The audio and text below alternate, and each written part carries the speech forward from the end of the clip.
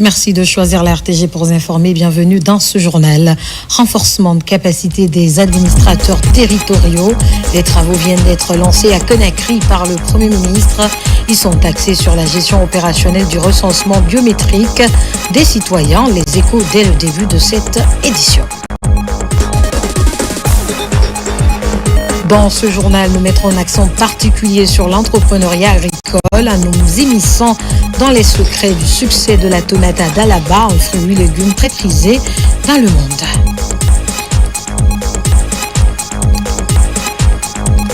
L'artiste ivoirien des Bordeaux se produira ce week-end à Conakry. La structure organisatrice de ce concert géant était face à la presse pour annoncer les couleurs de l'événement. C'est tout pour le sommaire. Encore une fois, bonsoir et bienvenue à tous dans ce journal que nous ouvrons par ce décret. Décret dès 2025-47 PRG CNRD SGG portant nomination d'un officier supérieur à un poste de commandement. Le président de la République, vu la charte de la transition, décrète article 1er. Le colonel Mohamed Ali Kamara, matricule 19 434 G, précédemment en service au bataillon autonome des troupes aéroportées Bata, est nommé commandant du bataillon autonome de Mamou en remplacement du colonel Mamadou Alphaba, mis à disposition de l'état-major de l'armée de terre. Article 2. Le présent décret qui abroge toutes dispositions antérieures contraires prend effet à compter de la date de sa signature et sera enregistré et publié au journal officiel de la République. Conakry le 3 avril 2025, signé le général Mamadi Doumbouya. Un atelier bridge sur l'administration électorale et la gestion opérationnelle du recensement biométrique des citoyens est lancé à Conakry. Il est destiné aux administrateurs territoriaux du pays et piloté par le ministère de l'administration du territoire et de la décentralisation. La cérémonie d'ouverture a été présidée par le Premier ministre. Adi Kamara, reportage. Le système électoral obéit à des principes conformes aux normes juridiques et réglementaires nécessaires pour garantir l'impartialité et la transparence. D'où la tenue de cet atelier bridge à travers la Direction nationale des affaires politiques et de l'administration électorale en collaboration avec le Programme national de recensement administratif à vocation d'état civil PN-RAVEC. Il est destiné aux gouverneurs et préfets du pays. Cette présence des administrateurs territoriaux exprime leur volonté, leur détermination, leur engagement à agir en tant que représentants authentiques de l'État, du président de la République et de chacun des membres du gouvernement dans leur circonscription administrative. Et en votre qualité d'officier et d'administrateurs territoriaux, votre mission essentielle sera d'intégrer un certain nombre de connaissances que vous aurez à transmettre à votre tour à vos collaborateurs directs, à savoir les sous-préfets et les présidents des délégations spéciales, à l'effet de constituer le registre national des personnes physiques et le fichier électoral. Administration électorale et gestion opérationnelle du recensement biométrique, c'est le thème de ce module de formation, thème d'actualité en Guinée, compte tenu de la vision du chef de l'État, le président de la République, général Mamadi Doumbouya, qui veut imprimer un caractère inclusif et transparent à ce processus électoral en Guinée. Pour assurer le bon déroulement de ces opérations, il est important d'outiller les administrateurs territoriaux sur leur rôle et responsabilités dans la coordination et le suivi des activités de recensement biométrique des citoyens guinéens âgés de 10 ans et plus et en administration électorale. Il est impératif que chacun d'entre nous assume pleinement ses responsabilités pour la constitution concomitante du registre national des personnes physiques et du fichier électoral qui constitue une étape cruciale à l'organisation du scrutin référendaire et la tenue des élections nationales courant 2027. Le Premier ministre rappelle la pertinence de la refondation de l'État guinéen, notamment à travers la mise en place du RAVEC et du recensement biométrique des citoyens. C'est l'une des opérations les plus importantes de la période politique actuelle.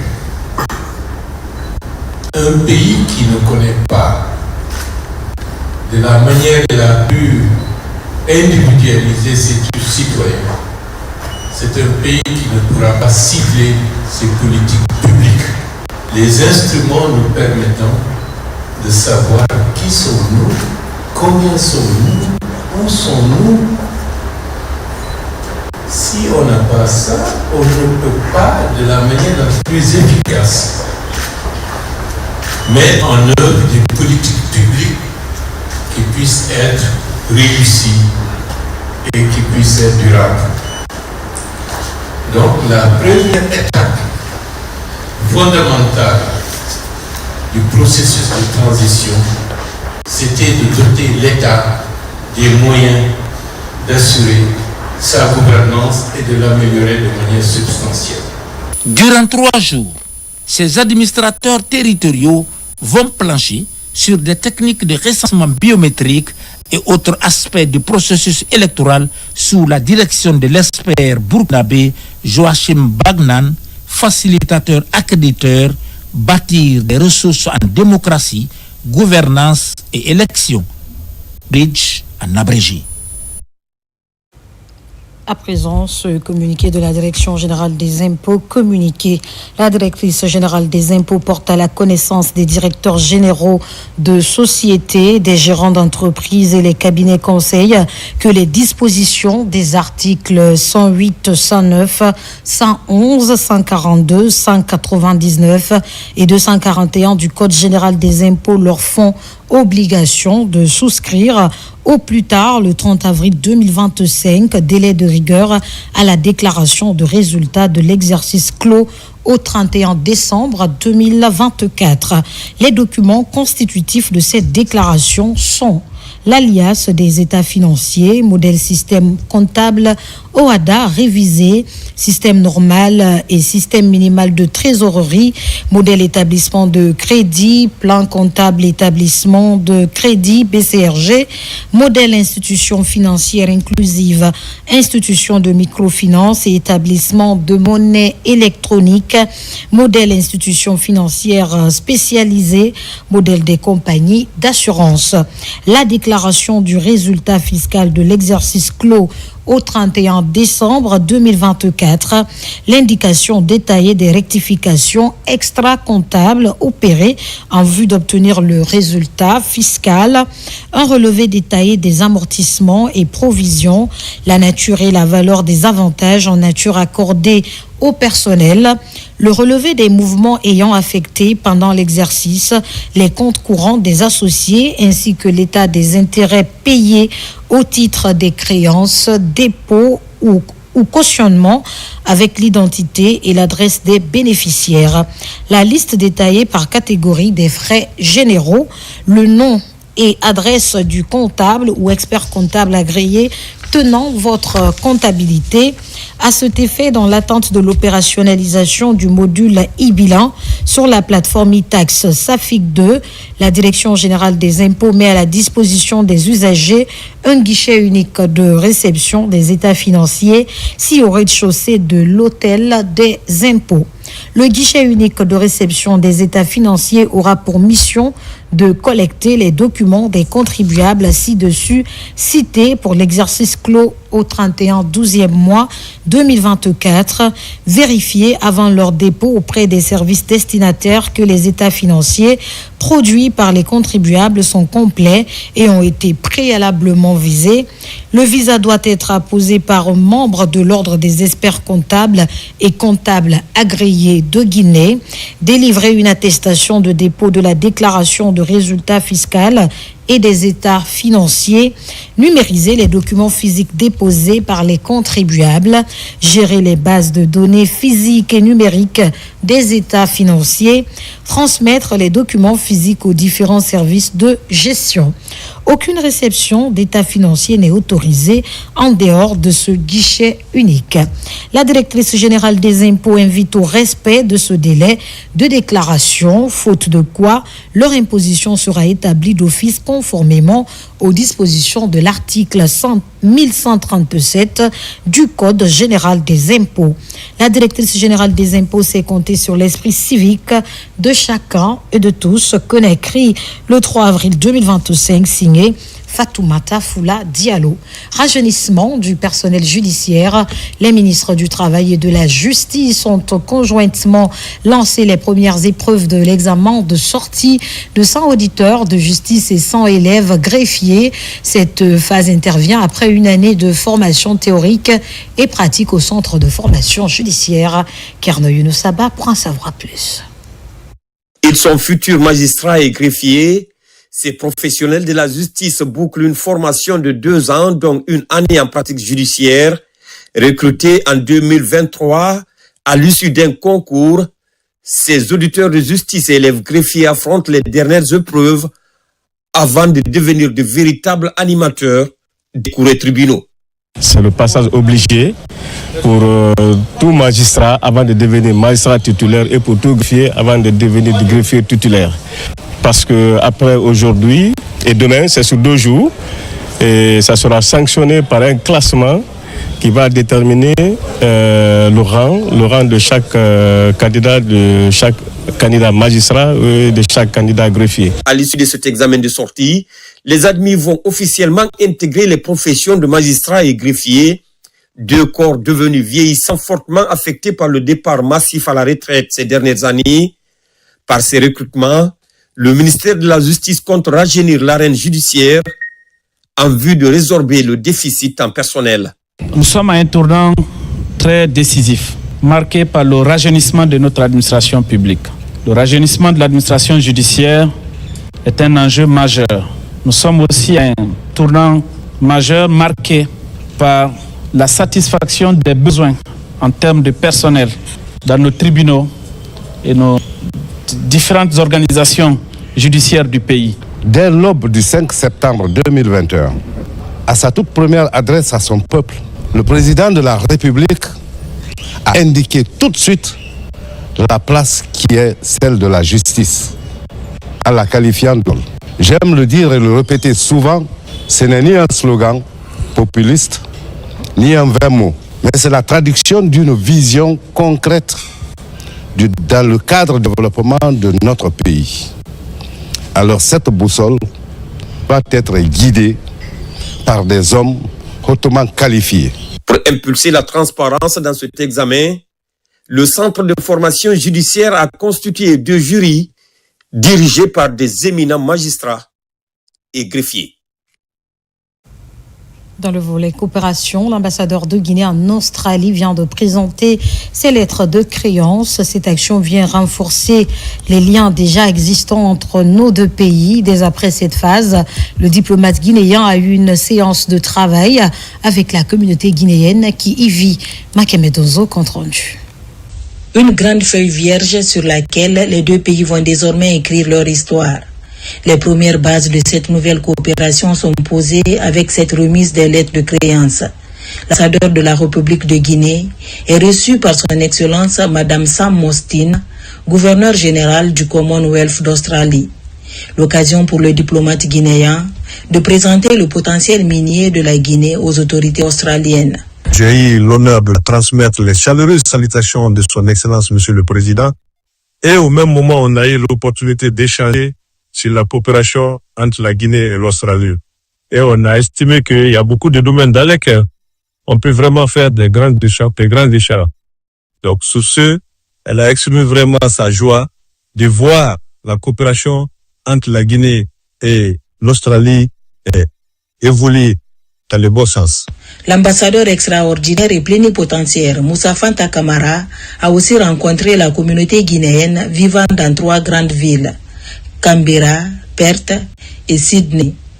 Les compatriotes ont expliqué aux représentants de l'État guinéen leurs principales difficultés et surtout leur désir de participer au développement socio-économique de leur pays. Nous voudrions vous demander de nous aider à afin qu'il y ait un bureau sur place pour qu'on puisse travailler ensemble.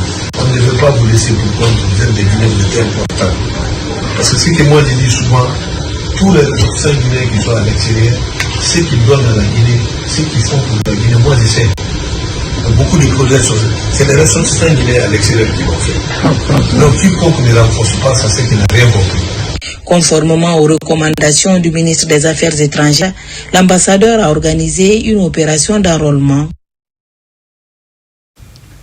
Dans l'actualité encore, les agents de l'Office national de contrôle sanitaire des produits de pêche et d'aquaculture ont de façon inopinée visité certains entrepôts de la capitale.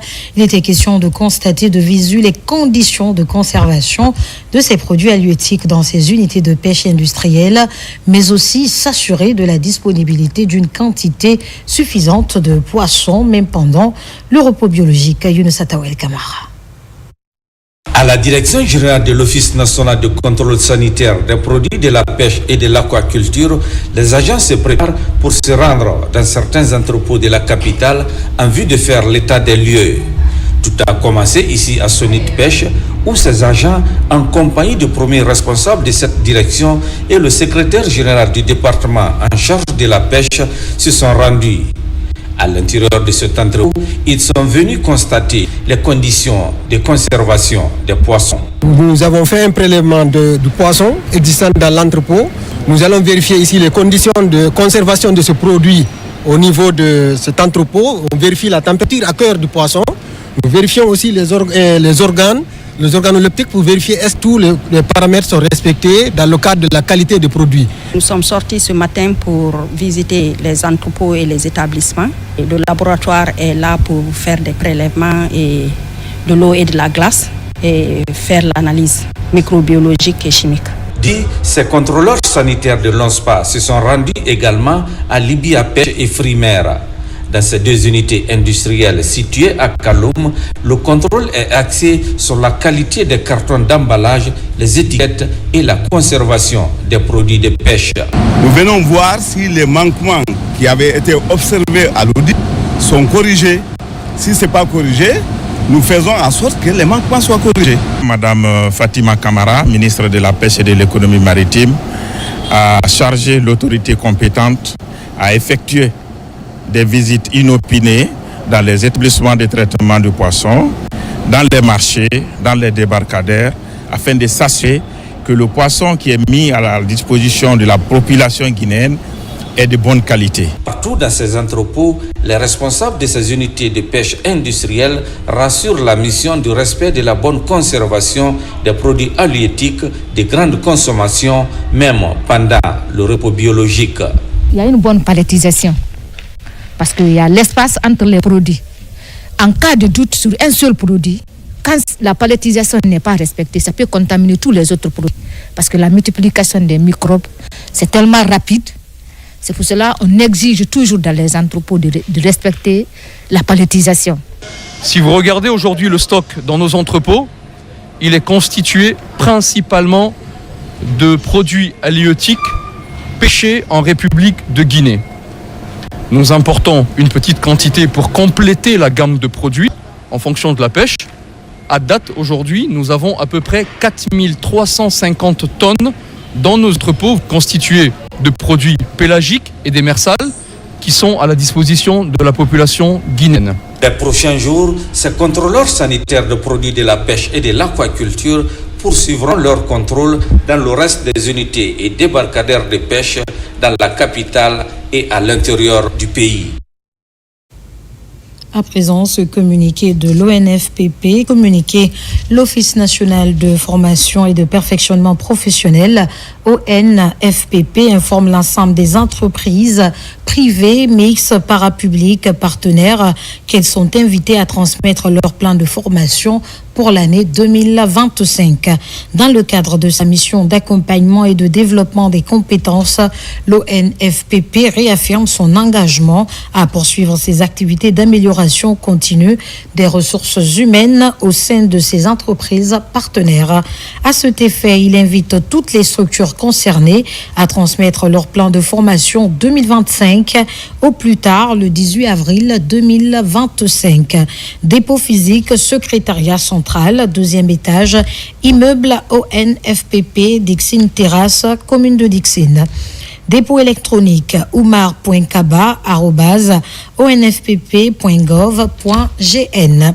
Pour toute information complémentaire, veuillez contacter M. Oumar Kaba, chef de la division formation continue, au 613 00 23 35. L'ONFPP, une institution forte au service de son public cible. Signé la direction générale. Dans notre grand format de ce soir, nous partons à la découverte d'un site de production de tomates à Ditine, une sous-préfecture de Dalaba. En visite dans la localité, les émissaires de la Chambre nationale d'agriculture ont pu remarquer l'investissement d'un fils du terroir dans un secteur aussi productif que pourvoyeur d'emplois. Au-delà donc de contribuer à ravitailler le marché de Conakry en tomates, cette activité offre des opportunités d'insertion socio-professionnelle aux jeunes et femmes de la localité. Foudé Camara est notre spécialiste maison suée. Territoire aux paysages et aux sites touristiques emblématiques, Dalaba est aussi une terre d'opportunités agricoles à cause de son climat doux, digne du printemps. Profitant des atouts climatiques de la Suisse de l'Afrique, sur 25 hectares, des variétés de tomates et de pastèques sont prêtes à se retrouver dans les assiettes. 2 ans, il y a 3 millions qui ont bougé depuis la récolte là. Et jusqu'à présent, on n'a pas fini. Et il y a quelques clients encore qui restent avec leur bord qu'on n'a pas servi encore. Des fois, dans la semaine, on fait 2 récoltes. La cadence de la récolte est bien respectée pour éviter les pertes dans ce domaine valorisé par El Hadj Ibrahima Bari, un jeune paysan modèle, un fils du terroir qui s'implique depuis 3 ans dans la dynamique développement territorial de Ditine. Au début, j'avais des difficultés parce que quand tu commences l'investissement, tu dois vraiment avoir des conseils à côté de toi. Il y a d'autres qui me disaient il ne faut pas prendre ton argent et aller en brousse et investir. Mais avec l'arrivée de CNRD, il m'a rassuré de continuer l'élan que j'ai commencé. Dans ce périmètre de Ditine, toutes les techniques culturelles sont réunies pour une bonne exploitation agricole. 3 bassins d'eau alimentent le périmètre. Des bassins soutenus par un système d'irrigation goutte à goutte. Et les variétés de tomates sont choisies en fonction des conditions climatiques et du rendement à l'hectare. Des dispositions qui offrent de l'emploi aux jeunes et aux femmes du terroir. Comme vous le voyez, l'impact est immesurable même. Parce que là, depuis son installation ici, la population trouve du travail, les revenus sont là, le manger est là. Le nom de Ditine est partout maintenant. Ditine est reconnue terre d'agriculture. Donc, bref, c'est positif pour nous, pour la commune et pour la communauté. Après la production dans le volet commercialisation, par semaine, plus de 6 camions font la navette entre Ditine et Conakry. Des opérations commerciales assurées en grande partie par les femmes venant de Conakry. Des femmes qui arrivent aussi à tirer leur épingle du jeu. Nos sacs, une semaine, je prends un camion ici, j'amène à Conakry à Mototo. Je vends là-bas. Je compte pour lui, très bien, très bien. Parce que nous, eux deux, quoi. Parce qu'on gagne ici. Les difficultés, la route n'est pas bonne. Parce que avant, on bouge ici le 20h, à 3h50, on vient. Mais à l'heure là, si je bouge vers 16h, jusqu'à l'heure de 6h comme ça, on arrive à Conakry. Côté difficulté, pour sécuriser les investissements dans une filière de produits périssables comme la tomate, ce jeune agripreneur plaide pour l'obtention des chambres froides et des dispositifs de stockage pour éviter les pertes post-récolte. À la contrainte de conservation s'ajoute la concurrence des tomates importées qui inondent le marché. Je ne peux pas dire je peux couvrir la Guinée à 100%, mais les produits que je suis en train de faire, la production qui est en train de sortir ce mois ici, vraiment j'ai des difficultés pour écouler les produits. Parce qu'à l'heure où je vous parle, il y a 3 camions qui ont quitté ici. Je pense que le marché des Matoto est inondé. Il nous faut au moins 3 camions encore pour charger. Il n'y a même pas là où mettre les tomates. On est obligé de mettre les tomates sur terre. Donc, à ce point, vraiment, je demande à ce que l'État, qui a commencé à m'appuyer, qu'il continue. C'est un producteur qui est à un niveau de maturité absolue, il faut le dire. Donc, ce que nous ferons, c'est de l'écouter, notamment en termes de recommandations qu'il a formulées à l'endroit de la Chambre nationale d'agriculture, qu'il s'agisse de la production, notamment l'appui qu'il juge nécessaire pour que la Chambre puisse mettre les moyens à sa disposition, si c'est ce qu'il demande. L'appui en termes de production, si c'est la sécurité foncière qu'il faudrait que la Chambre contribue à augmenter. Et donc, en tout cas, c'est un investisseur, c'est vraiment un investisseur au sens économique du terme. Donc, nous n'allons pas nous mettre devant lui, nous allons vraiment l'écouter. Et dans la mesure du possible, la Chambre posera des actions concrètes. À Ditine, l'abondance de la production de tomates reflète la générosité du sol de Dalaba. Ici, le succès des producteurs locaux offre de l'emploi aux jeunes et contribue à lutter contre l'exode rural et à conforter la sécurité alimentaire. Un emploi d'entrepreneuriat agricole à suivre absolument. L'humanité a donc ce 2 avril célébré la journée mondiale de l'autisme avec pour thème promouvoir la neurodiversité et les objectifs de développement durable. L'initiative vise à attirer l'attention des décideurs sur la mise en place de politiques d'inclusion pour parvenir à un changement comportemental vis-à-vis des personnes atteintes de la maladie. On fait le point avec Amadou Touré. C'est sous le thème promouvoir la neurodiversité et les objectifs de développement durable ODD que l'humanité a célébré la journée mondiale de sensibilisation à l'autisme. Cette journée vise à attirer l'attention des décideurs sur la mise en place des politiques d'inclusion pour des changements de comportement en faveur des autistes. En Guinée, c'est l'école Lab Academy, l'un des rares centres de prise en charge et de rééducation pour enfants autistes qui a organisé cette célébration ici, à Nongomori-Kantea. La société pense que ce sont des enfants qui ne sont pas normaux.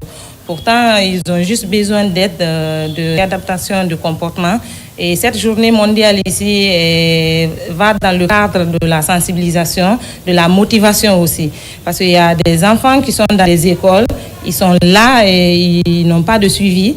Par fini, ils sont à la maison, abandonnés à eux-mêmes. Donc, l'AD est là pour aider ses parents. Une cérémonie modeste, mais riche en activités essentielles pour leur programme de rééducation, de divertissement et de réinsertion sociale. Il y a les séances de musique, il y a les séances d'acrobatie, et il y a les séances d'études aussi, il y a les séances de vidéo. Tout ceci rentre dans le cadre de l'adaptation de l'enfant. Vu les besoins des enfants autistes, ils ont besoin d'intégrer ici notre société, de pouvoir faire tout ce que nous pouvons faire. Donc pour ça, Lab est là. Ce sont des méthodes américaines qui sont utilisées au Lab pour pouvoir aider ces enfants. La réussite de cette journée est aussi passée par l'engagement des personnes physiques et organismes humanitaires qui offrent des opportunités à certains enfants issus de milieux défavorisés à accéder à cette prestigieuse académie à travers le système de parrainage. Qu'on soit autiste ou pas, on est tous humains, on a besoin d'être compris. Et LAB est là aujourd'hui, je crois que c'est la première institution qui va en faveur de l'autisme, qu'on n'a jamais vu en Guinée d'ailleurs. L'autisme, c'est un trouble de neurodéveloppement qui peut affecter la communication, l'entente avec les autres personnes de la société. Et c'est une très bonne chose en tant que première dauphine Miss Guinée. Je crois que je dois être à côté de ces enfants parce que c'est l'avenir du pays. C'est en 2007 que l'humanité a institué la célébration de cette journée, favorisant le dialogue et la collaboration entre de multiples secteurs. 17 ans plus tard, la journée veut encourager le renouvellement des efforts visant à éliminer les obstacles, promouvoir des politiques d'inclusion et reconnaître les contributions des personnes autistes à la société et à la réalisation des objectifs de développement durable. Et pendant ce temps, l'Agence nationale d'inclusion économique et sociale déploie ses travailleurs sur le terrain pour la reconnaissance physique des ménages sinistrés à Kaloum après l'incendie au principal dépôt d'hydrocarbures. Ils devront, une fois identifiés, bénéficier d'une année de prise en charge financière de la part de l'État guinéen et du Fonds monétaire international. Guinéen Sané, reportage. Près de 30 assistants communautaires sont déployés dans la commune de Kaloum par l'Agence nationale d'inclusion économique et sociale ANIES dans le but d'une vaste opération de reconnaissance de 3689 ménages sinistrés. Il s'agit des activités de vérification de l'adresse des ménages en vue de l'organisation efficace des transferts monétaires. D'abord, reconnaître physiquement les bénéficiaires, les sinistres de l'incendie de Kaloum pour permettre les assistants communautaires de l'ANIES de faire le suivi sur le terrain, de mettre à jour les informations des bénéficiaires sinistrés afin de pouvoir récolter les données réelles et justes sur le terrain. Cette supervision prépare une assistance sociale aux sinistrés. Mais pour préparer ces assistances-là, il faut envoyer la base de données que nous avons reçue de l'Angus, faire une reconnaissance physique des bénéficiaires, c'est-à-dire les noms que nous avons reçus de la part de l'Angus. Il faudrait que nos assistants communautaires avec les superviseurs passent de porte à porte pour voir si les noms-là sont conformes aux données envoyées par l'Angus. Ces ménages ont bénéficié pendant un an des transferts monétaires pour les aider à se reconstruire. Cette initiative est financée par le FMI dans le cadre d'une facilité de crédit accordée au gouvernement guinéen.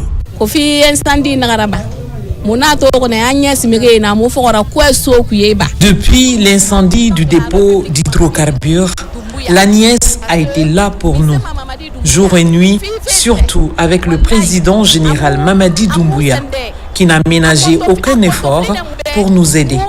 Que Dieu le protège. Nous avons affaire à 3689 ménages sinistrés de Kaloum. C'est un chiffre qui a été stabilisé avec l'Angus et le gouvernement. Donc ces ménages-là vont bénéficier d'un transfert monétaire et d'un projet qui est financé par le FMI. Je rappelle que toutes ces opérations s'inscrivent dans le vaste plan de riposte que l'État a mis en place pour venir en aide à nos compatriotes sinistrés de Kaloum. Les autorités guinéennes, à travers l'ANIES, concrétisent cette volonté de prise en charge des populations vulnérables, victimes des effets de l'incendie du principal dépôt d'hydrocarbures.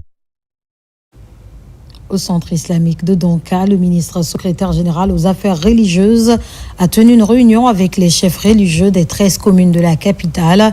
Il était question de prendre des mesures disciplinaires contre certains imams qui ont préféré attendre lundi pour célébrer l'Aïd el-Fitr au lieu de dimanche, date officielle retenue par les autorités de tutelle. Marwan Kamara, Soriba Bangoura.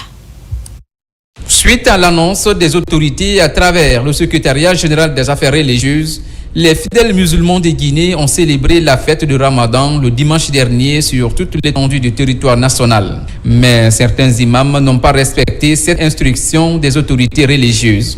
À cette occasion, le ministre secrétaire général des affaires religieuses se concerte avec les chefs religieux des 13 communes de la capitale pour prendre des mesures disciplinaires. Certains imams ont refusé catégoriquement, après avoir constaté le respect strict, non seulement des procédures administratives, mais aussi le respect des orientations du prophète Mohammed et salut sur lui.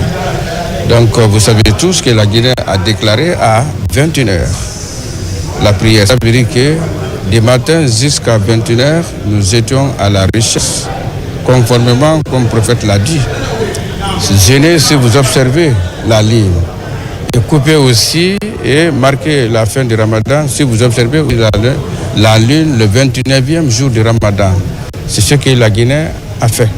Donc tout cela, si un imam refuse catégoriquement de respecter ça, nous pouvons constater comme l'acte de désobéissance et de trouble à l'ordre public.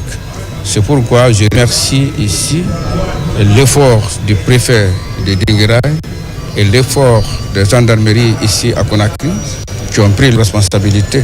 Et nous allons faire en sorte que sanctions administratives venant du secrétariat concernant ces imams soient aussi utilisées afin d'amener les gens à respecter l'ordre public et l'instruction de l'autorité compétente. Cette rencontre des religieux est aussi l'occasion d'échanger sur le respect et l'application des principes religieux qui régissent la pratique des religions en Guinée. Guineba Djaba au paradis est le concept d'un concert géant initié par la structure Titi Prod. Cet événement qui connaîtra la participation des artistes guinéens et ivoiriens est aussi un moyen de renforcer la diplomatie culturelle entre nos deux pays. En prélude à ce spectacle vivant à Conakry, les organisateurs ont animé une conférence de presse pour annoncer les couleurs de l'événement. Kandesila, Marie-Angélique Bangora. C'est un concert inédit que les artistes des Bordeaux Lekoumfa, Wallace, Willy Dembo et Yamasega comptent livrer ce vendredi 4 avril au public mélomane de Conakry sous le signe de la paix et de l'unité nationale. Devant la presse, les artistes conviés à l'événement rassurent. On est à fond avec le paradis. Même quand je fais Djeliba, c'est une inspiration, c'est-à-dire c'est un flow emprunté de la musique mandingue, typiquement guinéenne. Donc là, je suis arrivé, c'est pour apprendre auprès des Djeliba guinéens parce qu'ils ont une autre manière de chanter comme les griots, les Djeliba que je kiffe vraiment. Pour les organisateurs, toutes les dispositions sont prises pour permettre aux consommateurs de la bonne musique de vivre un événement exceptionnel. Aidez-nous à inviter tout le monde le 4. Nous avons la grande soirée avec des Bordeaux, Yamasega et Wallace et aussi Willy Dombo. Une touche d'humour, beaucoup de bonheur. On va dire aux Guinéens on va leur expliquer ce qui se passe chez nous là-bas et puis ce qui se passe ici. On va rire de ça, rire ensemble de l'Afrique et puis permettre à l'Afrique de prendre sa place. Le concert Guineba Djaba s'annonce bien au paradis. L'occasion sera mise à pied par les artistes de communier avec les spectateurs dans une ambiance chaleureuse et conviviale.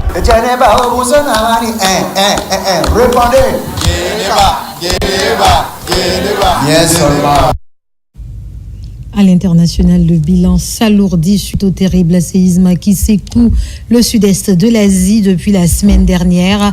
En Birmanie et une partie de la Chine, les autorités militaires au pouvoir dénombrent plus de 3000 morts. Elles appellent à l'aide internationale. Déjà, des milliers de secouristes sont arrivés sur place pour retrouver le reste des victimes sous les décombres. Tabansila.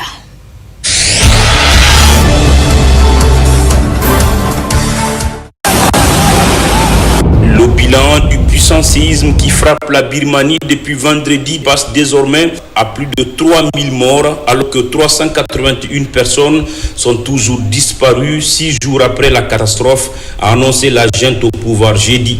Dans la capitale thaïlandaise, où l'effondrement d'un immeuble de 30 étages en construction a fait au moins 22 morts, les recherches se poursuivent pour retrouver quelques 70 disparus. C'est un puissant séisme qui a potentiellement englouti une partie du centre de la Birmanie avec une magnitude de 7,7. Le drame a occasionné des secousses qui ont été ressenties jusqu'en Thaïlande voisine, provoquant notamment des scènes de panique à Bangkok. À date, plus de 1000 secouristes étrangers sont arrivés en Birmanie dans le cadre de la mobilisation internationale pour épauler des services locaux sous-équipés face à une telle crise. Les opérations de sauvetage ont permis d'extraire vivants des décombres environ 650 personnes selon un média de la place. De nombreux habitants dorment encore dehors, soit parce qu'ils ne peuvent plus retourner dans leur maison en ruine, soit parce qu'ils craignent d'autres repliques. La junte en Birmanie a annoncé mercredi un cessez-le-feu jusqu'au 22 avril dans le but d'accélérer les efforts de secours et de reconstruction en vue de maintenir la paix et la stabilité dans le pays.